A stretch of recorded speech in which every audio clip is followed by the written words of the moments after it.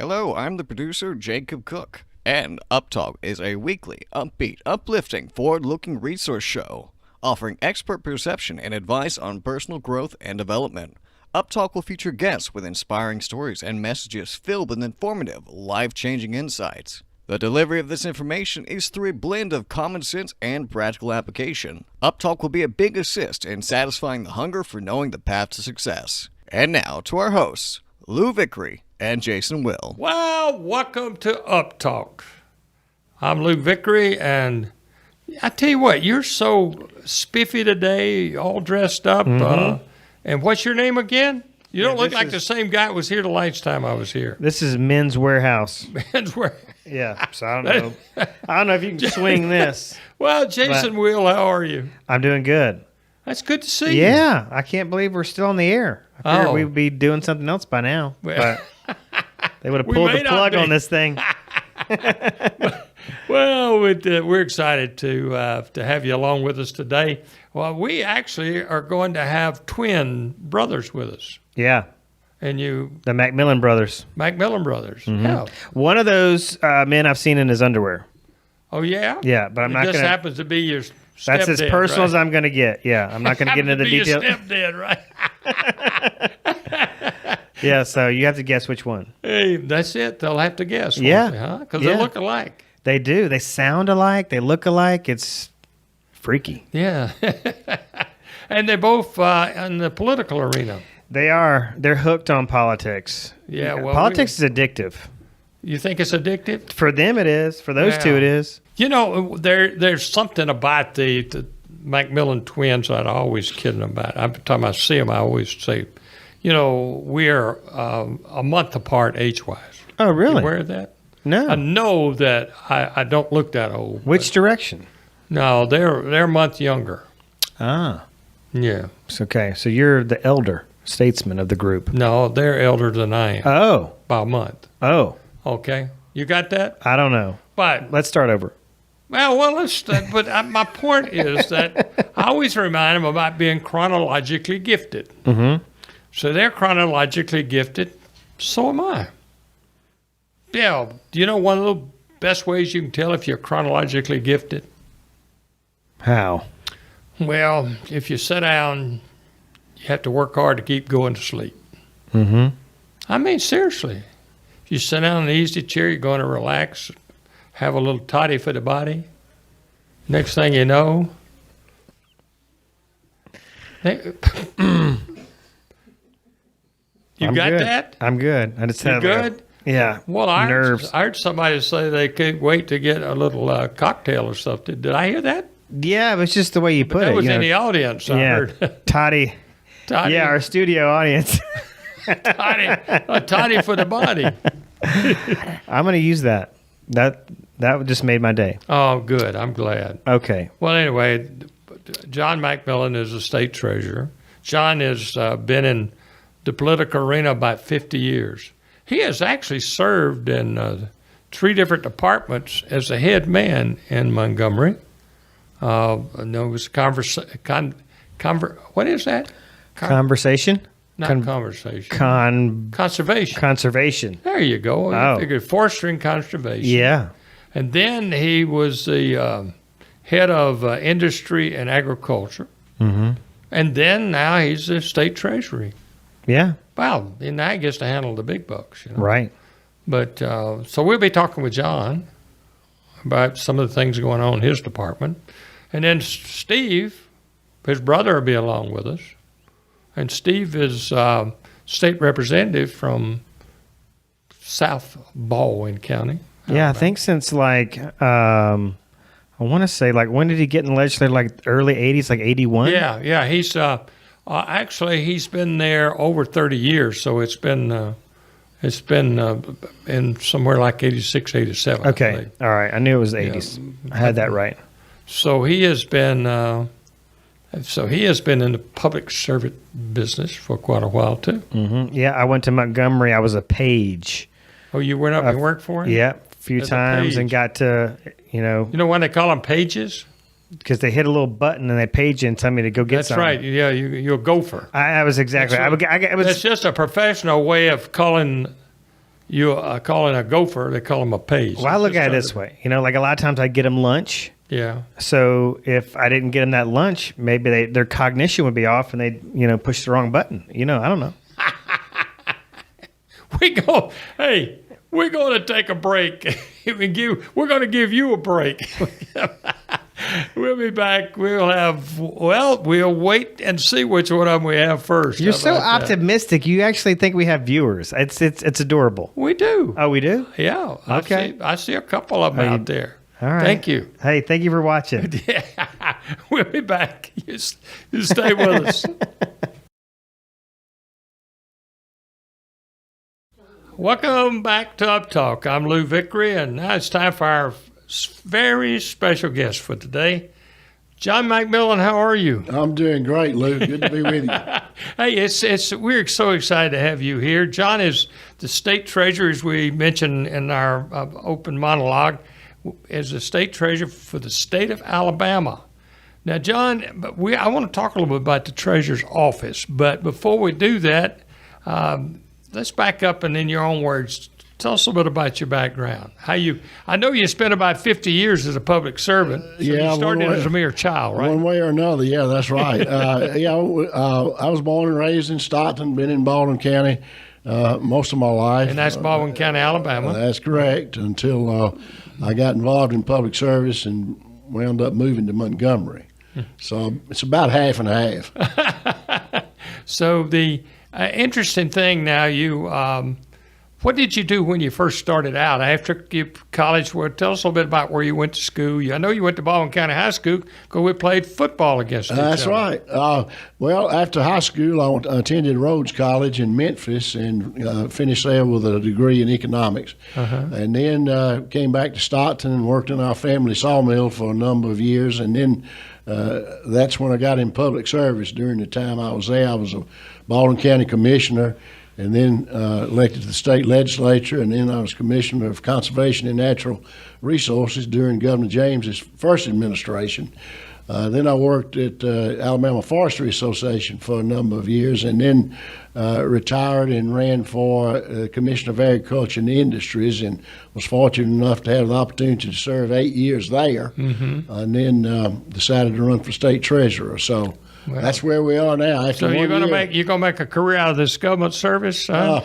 I pretty much have done it. I would say. John McMillan's our special guest with us here on UpTalk. John, the state treasurer for the state of Alabama. John, when you think about treasury, obviously you're thinking about somebody that handles money, but tell us a little bit about the job of state treasurer. Lou, that's really a good one, because all of our constitutional offices in Alabama are extremely important.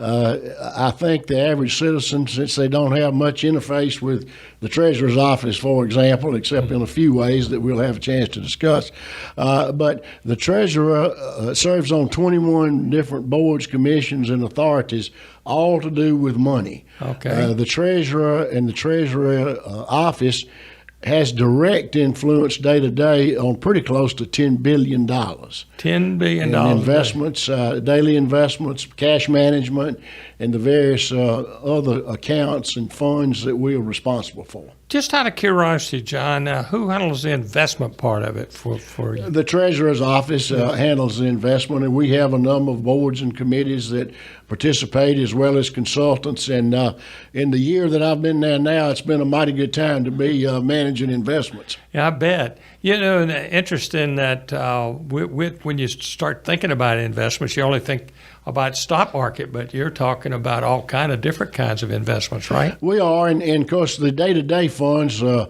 managed in very secure, short-term investments, and, right. And so we're not, in that particular case, anxious to try to gamble much. We want to secure investments that may not return the kind of interest that some folks are getting on their 401k, right. or whatever. But it's secure and it's important, and we know it's there for the state if it's necessary. Well, you certainly have a responsibility to safeguard the chicken house. You don't want to let too many foxes in there, right? That's exactly right.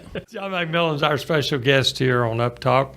John, in light of the way that the monies are handled, obviously you had to fund the different departments, right? Our different state departments. Is that the way That's a part of it. We work very closely with the governor's office, finance director, state comptroller, and the folks that are actually writing the checks. Yeah. But on any given day, we have about 4.5 just cash investments that we have primarily in the state banks under a SAFE program. It's called SAFE, SAFE, that was initiated several years ago, and works very well to have the short-term interest in state banks. I would say it would be, I mean, it's got to be a fairly different kind of way that you had to deal with different departments. I mean, this department gets this amount of money, this department gets, that's allocated by the legislature. The legislature appropriates, and then we distribute it. All right. Like I said, you just sign those checks on the back by Mary. Yeah, it took me about 6 months to get used to how many zeros are behind some of those numbers. I would imagine. John McMillan, our special guest with us here on UpTalk. John, as you look at the job as a whole, and I just wonder, how many employees do you have within the department? We have about 33 employees in the state treasury. And they do various jobs, obviously. They do. The largest number of employees we have in any one division is our unclaimed property division. And we want to talk a little bit about We do, that. because that's one that everybody needs to pay attention to. Well, I tell you what, I want to wait till after the break, and we'll talk about that after we take a break. But just before we go to break, let me ask you just real quickly, and I wanted to do this in the beginning, but tell us a little bit about your family. You have two sons. My wife Catherine and I, who's also a native of Baldwin County, have two sons. Murphy, who's I believe 51 and lives in Birmingham, and William, who's almost 48 and lives with us. Yes, and William is William's Down syndrome. Yeah, but wonderful personality. And the joy of our lives, absolutely. I just love to, his outlook is always good, isn't That's right, he's positive. He always positive. That really makes it great. We're going to take a break, and we'll be back here listening to and watching UpTalk, and John McMillan's our special guest. So you stay with us. We'll be right back. Well, welcome back to UpTalk. I'm Lou Vickery, along with our special guest, John McMillan. John is the treasurer for the state of Alabama. John, we talked a little bit about before we went to break, but there's a lot of unclaimed property out there, huh? Yes, Lou, and that's one that all folks need to be interested in. If you go to our website at treasury.alabama.gov, you can find the list of names of people that we've identified that we have unclaimed property for. And a lot of that results from people with safe deposit box. And a lot of the almost all of the more interesting items come from abandoned safe deposit boxes. We have a baseball that we haven't authenticated that we believe was definitely signed and dated by Babe Ruth. Holy we get guns, we get jewelry. Can I have that one, please? Well, that one we're not going to sell. But we do sell some of these items, some of the guns and jewelry and things. That we have a contract with a company in Texas that sells those online.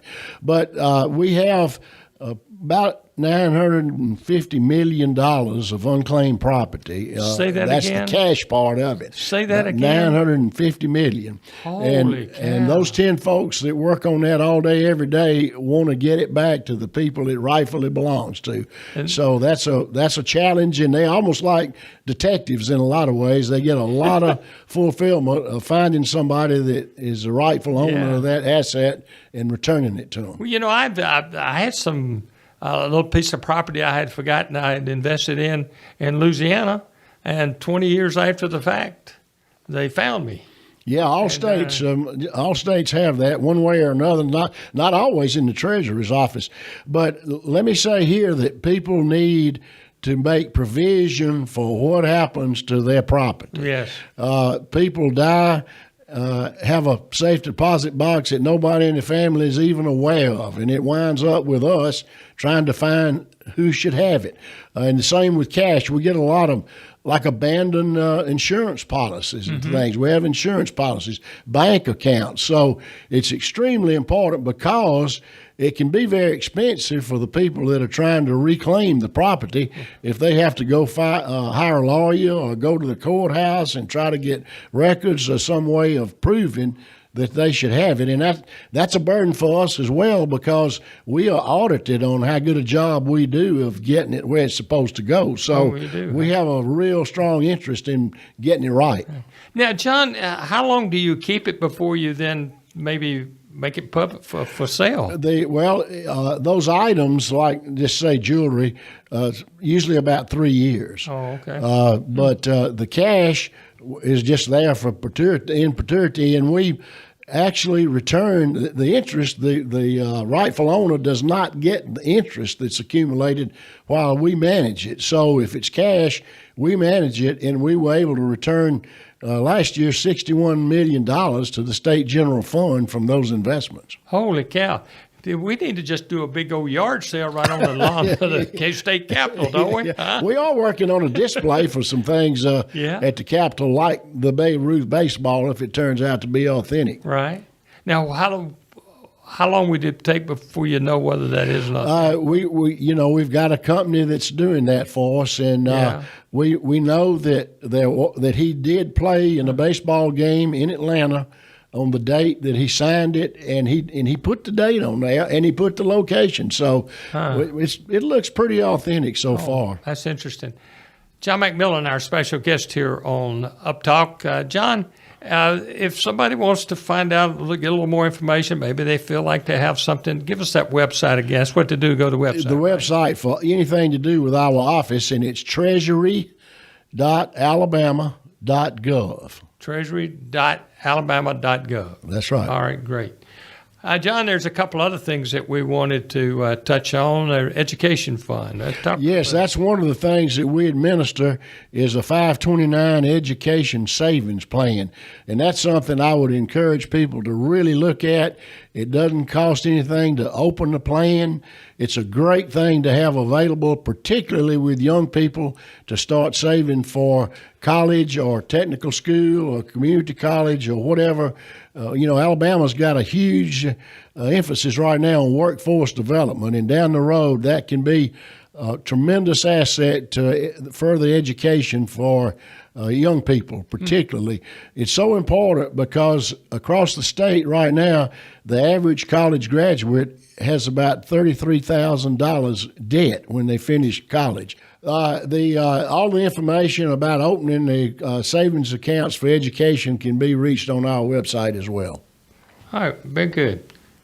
John, also there's another fund out there, a little offshore fund or something. Yeah, Oil and Gas Trust Fund. I don't think that's the official name for it, but anyway, that's what it is. It's Oil and Gas Trust Fund, and I've taken a lot. That was one of the main reasons I was interested in running for this position because when I was Commissioner of Agriculture and for the Department of Conservation and Natural Resources, we administered that offshore oil and gas lease sale that I think is still a record in the Gulf states. So $549 million, and we are able to distribute monies from that to cities and counties, to the Forever Wild program, and a substantial amount of it this year, $101 million to the state general fund. Now, that's an ongoing program, huh? That's a program that was set up by Governor James as a permanent trust fund for the state, and Governor Wallace complemented it with an additional offshore sale amount of money. I believe it was 180-something million. It's been a huge asset. A lot of states had those kind of funds, and they spent them. Alabama did not, and it's a huge opportunity for future generations to continue to enjoy the investment proceeds for those funds. It's How about that? $3.9 million today. $3.9 billion. I'm sorry. Billion. Got those zeros mixed up All again. those zeros make a difference, don't they? Huh? Yes, sir. I don't think we even can comprehend a billion, when I think about it. John McMillan, our special guest here on UpTalk. John, you've had a very successful career, and I'd just like to kind of put you on the spot just a little bit. If you were, starting out and starting it all over again, you'd probably do it pretty much the same way. But what would you recommend if somebody was thinking a little about maybe I'll get involved in the political arena? Public service, it's a calling, I think, Lou. In my case, I think about it a lot as I've gotten older. Why did you take this fork in the road? And I think it really boils down to those of us that have a passion for it is an opportunity to help people in a different way than teaching or preaching or medicine or some of the other career opportunities that we all may have to make decisions on, whatever it might be, welding or fishing or hunting or whatever anybody likes to do. And I like to do some of those other things as well. But yeah, I think that's what it is. I think I just was fortunate enough and blessed enough by the voters to have an opportunity to start early and fell into it, and I've enjoyed it. And the things I've enjoyed the most are the opportunity to fix state agencies that really needed some attention. That's not the case in the treasurer's office, because young Boozer, who was my predecessor in the treasurer's office, was highly qualified, did an outstanding job for the 8 years that he served, and left that office. Nothing needs fixing. It's well staffed and everything's going well. I love his name, Young Boozer. Yes, sir. That's interesting. All right, well, John, you don't know how much we appreciate you coming and being with us, and we thank you for your time, and we hope you'll come back and be with us again. I look forward to it. All right, very Thanks. good. That's go John. to that website and check out unclaimed property and think about the 529 education savings account. Very good. John, thank you. All right, welcome back to UPTalk. I'm Lou Vickery, and we're joined now by our second Mr. McMillan. Well, this one is Steve. Steve, how are you? Yeah, Steve will do fine. You don't have to call me Mr. Steve will do fine. Well, we had John earlier. Now we got you with us, and I can't tell a dime's worth of difference between the two of you. I mean, a lot of people. You're not the only one that have that problem. John John was with us earlier, and Steve is now with us both. Steve is the member of the House of Representatives. In his House District 90, you better fill it in. 95. I failed to ask you, but I remember the 9 part. Got that right. And you represent the southern part of Baldwin County. That's right. Basically all of my districts south of 98. South of Highway 98. Well, for those that are not familiar with that, he has the coastline where all the beautiful condos and the beautiful beaches are located, right? Every single foot of the Gulf of Mexico fronting in Baldwin County is in my district. Yeah, about that. Well, and you've only been doing this like 30 plus years, huh? Almost 40. Almost 40. Gonna make a career out of it? I'm thinking about it. I don't believe in term limits. No, I don't see that. But Steve, there's been a lot of things now. As we do this show, the legislative session is soon to begin, and a lot of, for the state of Alabama, a lot of discussion going on about different topics. But you had mentioned something to me that's actually going on in our county, and I'm sure in other counties, is human trafficking. This will begin to be a problem, or maybe already a problem. I'm working with a nationwide group to draft legislation to try to address some of those issues. And just most recently, we've had the 29-year-old girl from Birmingham area and the 40-year-old girl in the Birmingham area. And there's a nationwide group working they want to put the bill in 34 states this year. And what would be the nature of the bill? How could it would just prohibit, let me tell you this, we're in the process of drafting it, so I don't want to say too much about detail because I don't want to have it wrong and have people misunderstand something. But I was excited that there are 34 states that they're looking at, and they selected me to be the representative in Alabama to introduce the bill. Of course, I'll be working with a lot of other people. It won't be just me. You don't get anything done in Montgomery by yourself. No, I bet. You got to have a few folks tag along with you. Collaborative effort. Well, you've done that pretty well over the years. Yes, I'm proud of some of the That's things right. I've been able to accomplish thanks to the citizens of Baldwin County. And you obviously hope to accomplish with this bill slowing some of this human trafficking down. Absolutely, and it's completely out of hand. That's tip. Now, most of the youngsters they take out of this part of the state, they take them to a big city, right? Probably like a city like Atlanta. Atlanta, with the 2 interstates we have running through, that's conducive to encouraging it. Also, the Lanyap did a series of articles last year, and they finished it up with one in the last edition. And they're giving me copies of all of their back issues that have those articles about it. Right. So we'll be working with them too. Right. Steve McMillan, our special guest here on UPTalk, and we're going to take a quick break. Then when we come back, we'll continue our conversation with Steve.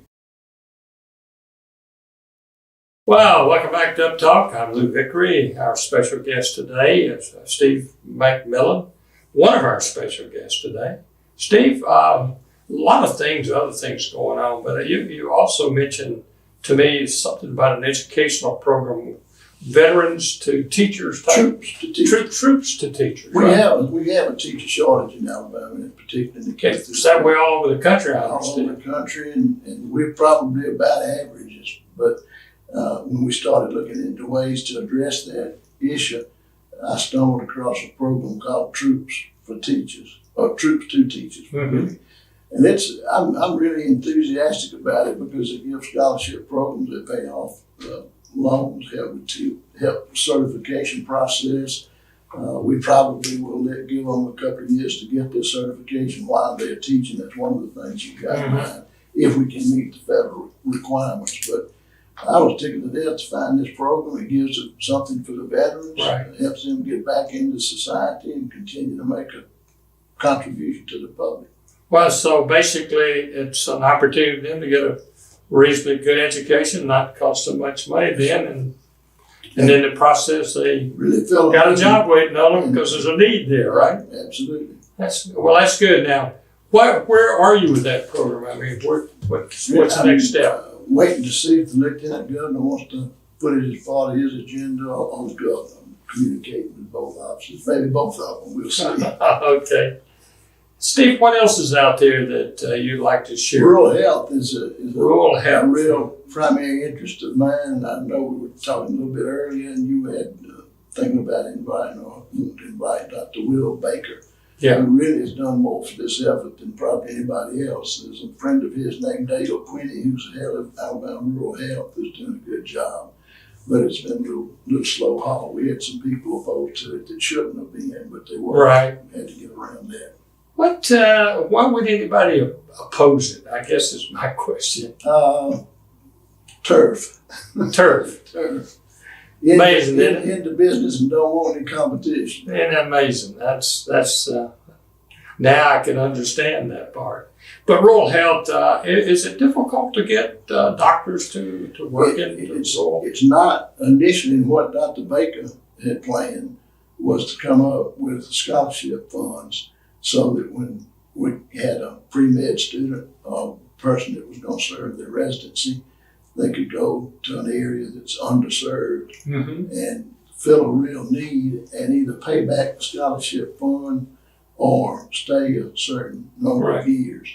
And it'll work, there's no doubt about it. Nationally, about 60% of the residents that go to a rural area and work there to pay back a scholarship or fulfill that requirement, about 60% of them stay in the area where they went and did that work. So they'll marry a local girl or have put down some roots in that 4 or 5 year period of time. Right. And we think it's got a lot of hope. That 2 new schools have gotten started. One over in Dothan, the osteopathic medicine, and Auburn's got one. Dr. Baker, really this originated in Baldwin County with Dr. Baker and a couple other people. Right. And Governor Ronnie was very favorably supportive of it.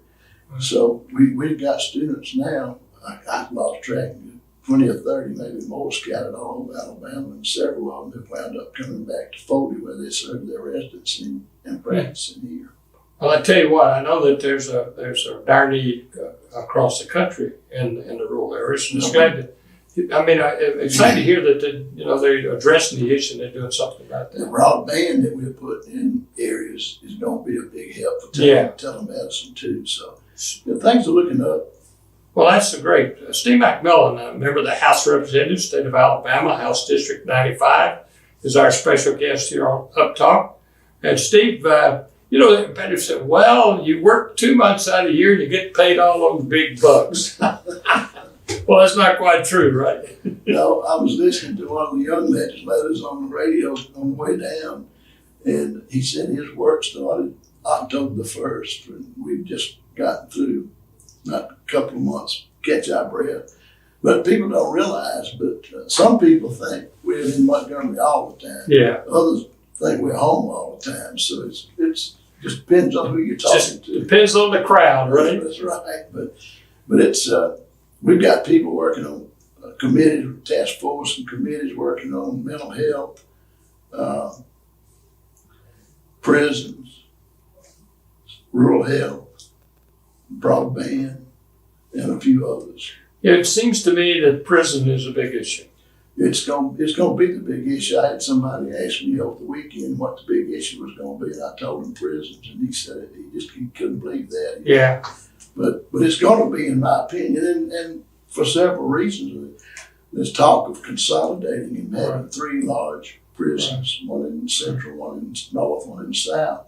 The other interesting thing is the opposition that's gonna come. These prisons that are scattered around the state are an economic impact for those locations, counties that they're located in. And one, for example, that borrowed $1 million to build utility lines to serve our prisons, and that's one of the ones touted to be closed. Oh, right. Somebody's got to pay that $1 million. Yeah, that's true. So they did it in good faith to try to help the state, and I think we're going to have to pony up and help them. Well, it would sound to me like that. I think that's a fair thing to do. Well, Steve, we appreciate you joining us. Before we let you go, I got one thing I'd like to just throw out at you. We have a lot of young entrepreneurs and people just kind of getting started in the world. And what would you recommend to them? What would you throw out to them? Be persistent. Don't overborrow. That's why if you have to borrow money. We had an opportunity to visit with 3 young entrepreneurs in the Jefferson County area, and it's interesting that you would bring that up. Yeah. That was 2 weeks ago. We had dinner with them one night. And it was interesting. One of them took 6 years to accumulate $1 million to buy a company, and I don't know how long he owned it, 5 or 6 years, and sold it for $11 million. Oh, I think he did pretty good then, huh? And there was a girl from Birmingham who's handling all of Chick-fil-A's out of their headquarters in Atlanta. Oh, yeah? And she's doing a lot of their PR work and so forth. But who would have ever thought Chick-fil-A, with all the resources in Atlanta, would have hired a young girl, and she was young, probably in the mid-30s. When she was doing the job, right? Yeah. That's good. Well, Steve, thank you for stopping by. We appreciate it. You come back and be with us again. I'd love to. Good. That's Steve McMillan, member of the House of Representatives, State of Alabama, House District number 95. Hey, how you doing? I'm Ronnie Watkins, Ronnie Watkins Ford. Before I became a Ford dealer, I was an automobile salesman, and I became a sales trainer for about 15 years. And what we would do many times is we send people off to these expensive training programs. For instance, send them to Atlanta, pay a couple $1,000s to get a seat of about 100 people in it, and they have all this rah, rah, rah, and they teach you how to sell something. And you pay for the room and board and all this kind of things. But here's what really works.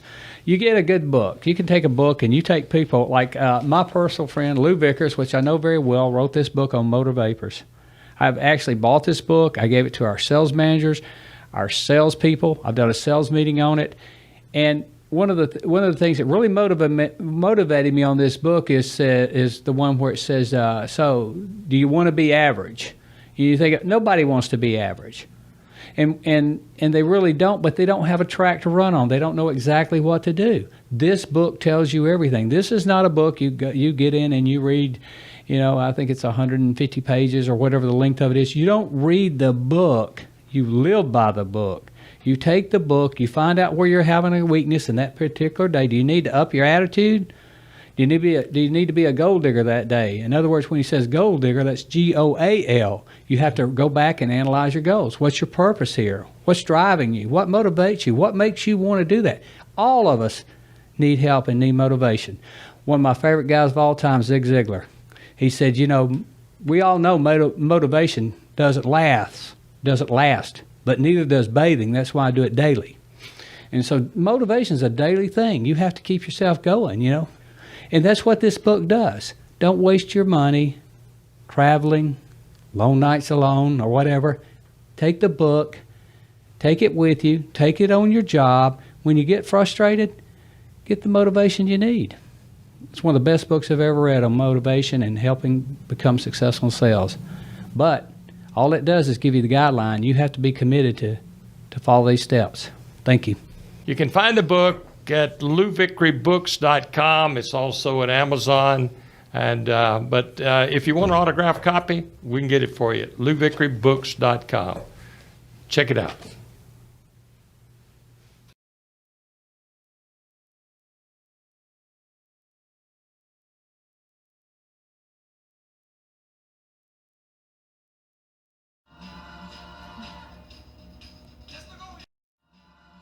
Hi, I'm Dan Vega, and thank you for watching our channel. I want to take a second to tell you about a resource that's helping thousands of people across the country, Blue University. Blue University is the premier online business school for entrepreneurs and business leaders. If you find yourself in a day-to-day grind where you've lost your joy or you're just tired of struggling, then check out blue.university. That's BLU.university. I can promise that you receive nothing short of a multi-million-dollar education.